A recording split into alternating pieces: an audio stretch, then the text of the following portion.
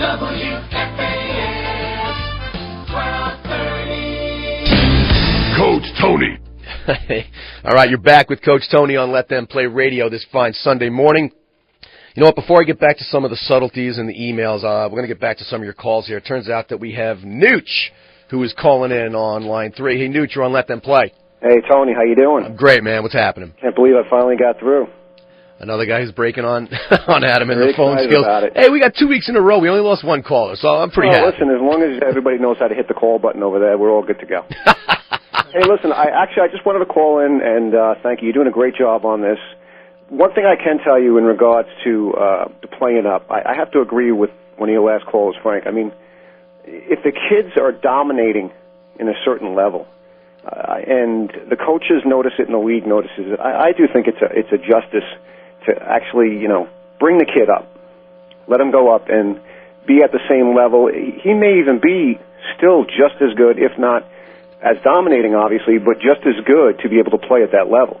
But what if he's not? Because Frank did a good job of, putting on a dress and ducking that one. What if he's not? What if it's your kid and he's not as good and he doesn't have as much fun?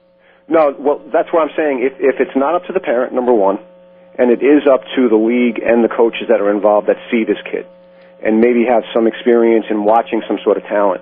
Because, I agree with what Frank said. Listen, there's a difference, and you know this. There's a difference between good and dominating. Mm-hmm. And the kid that is dominating and, snapping off 0-2 curveballs, that is just something that, again, is elite. That's not, it's not found in good all-star players. That's dominating players that, again, they just have been able to grow in a little bit sooner, maybe have a little bit more advancement in training, or they just get it a lot sooner. And I'm not disagreeing with that. I mean, I think Frank brought up a very drastic example. I think, like I said, I don't know how many 6'1", 12-year-olds there are. So right, so the point is, maybe dominant's not the right word. If it was my kid, I'd rather see him be the best on his team or even the best kid in the league, even if it's not dominant. But I'd rather see a kid be the best, enjoy the fact, because, you got the rest of your life to be average or to have people knock you down. Well, I think that's a good point. And listen, if the kid at 12 years old, is doing that and wants to move up because maybe he's, understanding that he's blowing people away and he just wants to go for another challenge, then, if the parent, the kid, and the league can kind of come together in agreement, so the kid still does have fun. That's the most important thing. Yeah, and I think the kid to have fun. If the kid shaves, and by the way, I don't know if you listened, this past summer, TJ and my group of 12-year-olds, we went to Cooperstown. And there was a kid, and TJ's in studio, and he remembers this kid from California. Go back in the archives if you didn't hear about this one. It was sometime late August when I did that show. This kid literally came to the meal the first day we met, and he had a beard. And I was like, "Hey, coach," and he goes, "I play." I was like, "All right, kid." I don't know, the testosterone was oozing out of this kid from his pores, but right. This is a freak of nature, yeah. An absolute freak of nature. There are no rules as it pertains to kids like that. It's got to be a case by case. And you know what? I'll agree with you and Frank. If it was that big an issue of dominance, I would. But you know what? I would still, as league administrator, I would strongly suggest that he move up. You can't. But let me ask you this: can you force him? No, absolutely not. And that's really all I'm saying. I think that's wrong as far as forcing anything on a kid. Absolutely not. Yeah, this may be his only chance. Listen, the kid may be an absolute mongo in the classroom. He may be the ugliest kid on the block. So maybe this is the only thing he's going to hang his hat on from his childhood. There are definitely moving parts to this. So, that's definitely. And like I said, I respect that you guys disagree, but like I said, we're talking about one very drastic example, and I don't think you'd fit it in a neat little box. And that being said, that's why I have to disagree where you put it in the hands of certain parents and certain coaches because the kid just happens to be good, and they just want to, throw it out there, and maybe for their own sake, so that they can say that their kid is playing at the next level. That is completely wrong and off. And that's most of the reason why this happened. Would you agree? That's most of the reason why kids play up is because their parents want unfortunately, I have to. I mean, I see it a lot even in my own leagues out here. I mean, it's unfortunate where a lot of the parents that just don't get it. And don't get me wrong, the kids are good, but they're not like Frank just said, they're not dominating with the 0-2 curveball, and most of the parents maybe have never seen a dominating kid. These kids are just good. Yeah, and they don't know what you're right. They don't know what that means, and unfortunately, this is why I have a problem with playing up, because those are the kids that are going to turn out to be average for a year. And at that magic age where most kids quit, 70% of all kids quit organized sports before they're 13 or 14. So imagine if that's the year. You're between 12 and 13, and they throw you on the big field. And I don't know if you remember your first game on the Major League field. My first ground ball, I thought I was running a marathon to first base. Sure. And my first pitch, I felt like I didn't know if I was going to reach the plate. If that's the year you're not sure about baseball, you have a kid who potentially could be great and decides, I don't like this no more, mama. And that's a real shame. So, hey, Nooch, great call. I appreciate it. And, please keep listening. I love the thoughts here. All right, I'm going to get to a couple of things because, listen, I have some smart listeners, but some of you guys just aren't getting it. So I'm going to go into some of these subtleties here because, like I said, as is usually the case, it all depends on the child. Here are some things you may not have considered when it comes to some of the aspects of a kid playing up. We talked about the ability of the child. We talked a little bit about the willingness of the child versus the willingness of the parents. Those are not always aligned. Matter of fact, a lot of times they are not. Here's one that I hope somebody calls in about. How else do I say this? The level of sibling. And here's what I mean by this. When I've seen kids play up and the recipe works, it tends to be younger siblings or even youngest siblings. Gee, Coach Tony, why do you say that? Think about it for a second. A, they tend to be more accomplished athletes because they have older siblings to play with. What else happens in the schoolyard, at least when we were kids? I'm the youngest of 4 boys. We all went to the schoolyard to play. I was typically the youngest kid already. And I had some exposure to playing with older kids. I had some exposure to some of the subtleties around the mental makeup of older kids. I lived through being picked on for being the smallest kid because I was the youngest kid. All these things led to my ability to operate at a higher level. Whereas, an older kid may be much less prepared. They may be more inclined, when a bunch of kids are over the house, it may be the friends of their younger siblings. That's one that nobody ever talks about. And all week long I was screaming, I was begging for somebody to email me or call me about this one, and nobody did. Oh, you know what? Hey, there was another email I wanted to get to that came in from Dr. Hoops. Dr. Hoops, like that name. Well, he says, hey, Coach Tony, what do you think about this? Our town has taken issue with some kids playing up based on factors that should not come into play. In other words, boys are typically not allowed to play up, but there are girls who do. In this case, we were told that a talented young basketball player would be allowed to play up because she would be one of the best players on the older team. Now, I can't speak for how the girl feels about it herself, but as a parent on this younger team, I feel it's unfair. If this girl is going to be one of the better players on the older team, can you imagine how good she would be at her own age level? Now our team is going to be without this terrific player, and it seems that the rationale for doing so is skewed. Any advice? Well, yes, I do happen to have some advice. And somebody just mentioned it to me this past week, and I think it's a great idea.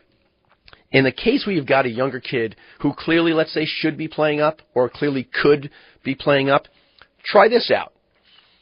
There's nothing wrong with, and this again, it's a potential burden on time, but go to the parents and see how they feel about the kid playing on both teams. Think about it. What's wrong with that? The younger team is going to be without her anyway, so if you have her for a couple of games and she gets to play with kids her own age, her own circle of friends, and by the way, gets a little bit of that opportunity to shine and, let's, for lack of a better term, dominate, there's really nothing wrong with that. I think it's a great idea. So the guy who shared this with me, Chris, if you're listening in, I think it's a great idea, and I love that notion of how you can handle kids that are playing up. Let them play on both teams.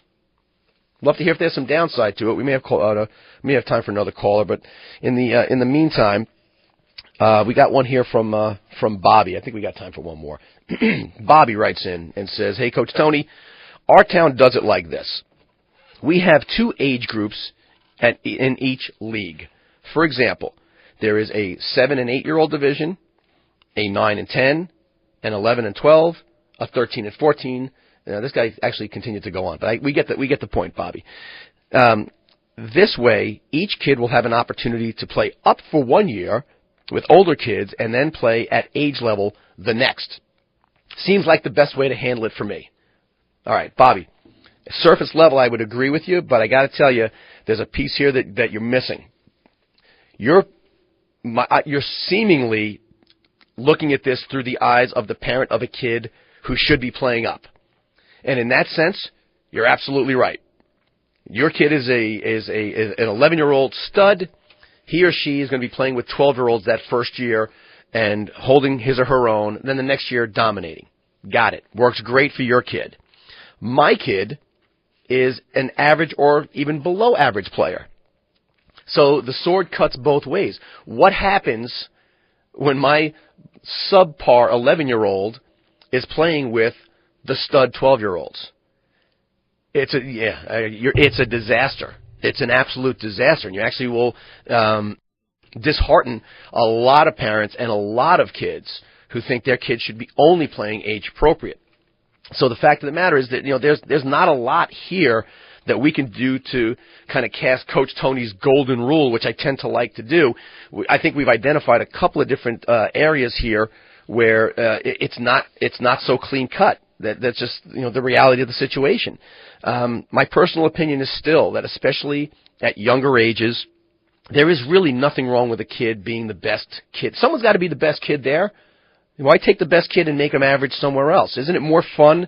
Think about it through the eyes of the kid. Isn't it more fun to be the hero at your own age group than to play up and simply be good? When discussing development of the kid, the most important thing for younger players, and I've said this before and I will say it again, the most important thing in the development of a young athlete is for them to enjoy the process. You play a kid up and they start to perceive it as work. In fact, most people will argue, I shouldn't say most, I, along with a lot of my contemporary colleagues, will argue that it is better for the development of a kid to stay at his or her age level, and here's why. When a kid is excelling, I alluded to it earlier, when a kid is excelling, it gives a coach who has some skill the opportunity to teach new and subtle things to the player that the other kids at that age just maybe aren't ready yet. The thought is that as the child ages, he or she will have acquired more skills and has had more time to develop them. I talk to high school coaches all the time. As they get their hands on kids, they can tell the kids that we're developed. And as you have an opportunity to give these kids more skill sets, by all means, as a coach, it's our responsibility to do so. So if you have a kid who gets the, catch, throw, hit, or proper shooting form, that's a really neat, as a parent and a coach, a really neat teaching opportunity. You need to start giving these kids more and more stuff upon which to build their foundation for their future development. So let me see. I don't think we have time for another one. All right, well, folks, we've been very fortunate to have you with us this week. This is one topic that I know we're going to address again. There are no clear-cut answers in this particular case, but as I said, it's an ongoing process. It's the responsibility of us as parents and coaches to teach and to treat these kids on an individual basis and make decisions accordingly that are best suited to them. Well, apparently the next game for Dominique is beginning up in Milton or Milltown or Millwood or Mill something, just up in the boonies. Sweetheart, if you're listening, best of luck. I am headed down to Queens for the last deciding workout for Team New York baseball. But as always, folks, I appreciate the phone calls and the emails. Keep them coming. We will talk to you next week. Enjoy the rest of your Sunday, folks.